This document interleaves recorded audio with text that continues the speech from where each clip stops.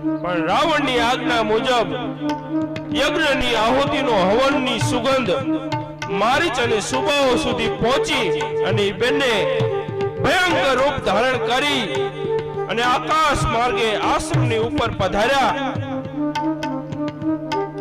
આ બાજુ વેદના મંત્રો ચાલુ છે અને યજ્ઞની આજુબાજુ શ્રી રઘુનાથજી અને શ્રી લખનજી હાથમાં ધનુષ લઈ અને આમ બરાબર રક્ષા કરી રહ્યા છે। આહા, કોની તાકાત છે!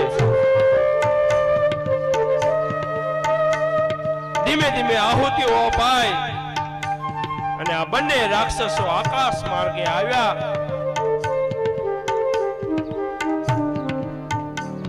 ઋષિવરામ જોવા લાગ્યા કે આવી ગયા છે, પણ તરત જ નજર આમ પ્રભુ સામે કરે અને શ્રી લખનજી ને પ્રભુ રામ આમ બરાબર ધનુષ તૈયાર છે, યજ્ઞની રક્ષા કરે।